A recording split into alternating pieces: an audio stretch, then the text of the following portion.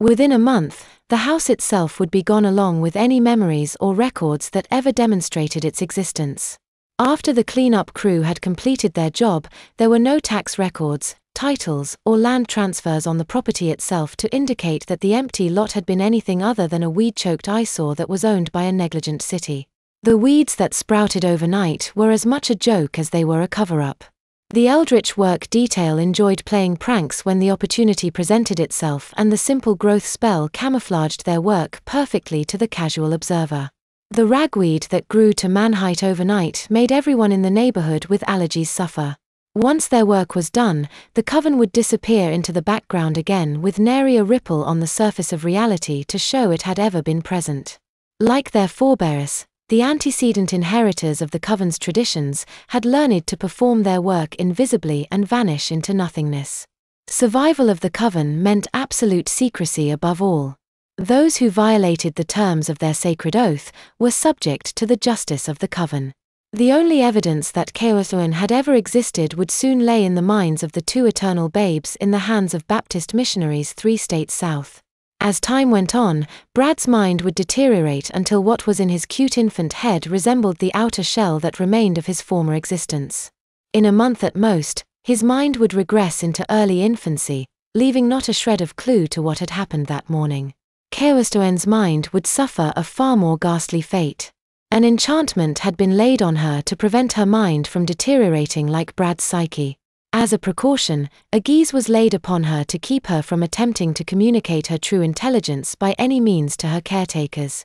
By her behavior, she would appear to be a normal infant. The guise would force her to crawl, play, giggle, babble and bawl like any infant, whether she willed it or no. Her body would become an infant automaton which would house Caerhillowen's adult mind.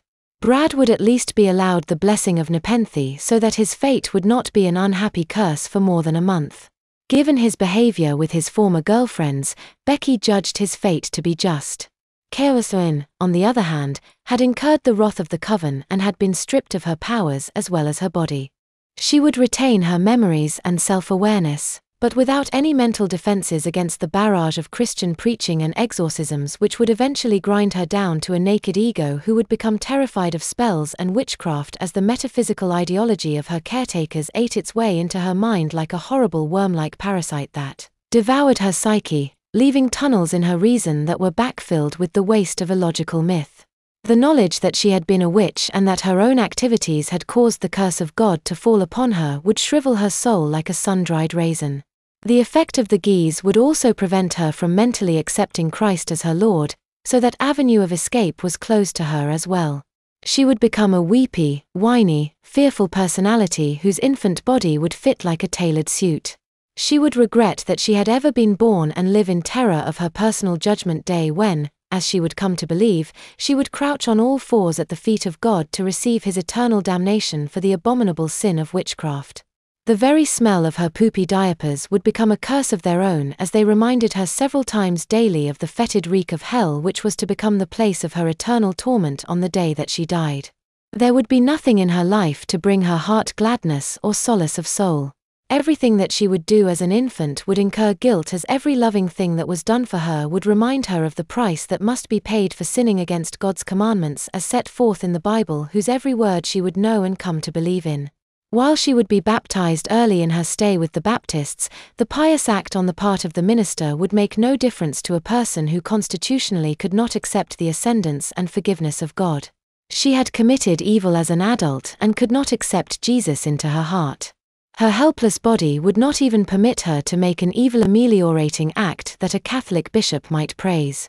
Caerhillowen would know no redemption for her sins on earth. Knowing this, her mind would descend into a continuous consideration of the horrors the next life would bring. The loving arms of her caretakers as they carried her helpless body from one room to another would bring forth images of demons who would carry her equally helpless soul from one torture pit to the next. If she was lightly paddled on her diapered bottom for being naughty, she would imagine the barbed, acid-dripping, poisoned demonic scourges that were soon to come to flay the ethereal skin from the corpus of her soul, and she would scream in absolute terror as she befouled her diaper in fear each time she was spanked. Since the Baptists believed in corporal punishment for childhood naughtiness and the restructuring of her brain by the Guise would force her into occasional infantine waywardness, it was a punishment that she would receive many times in the years to come.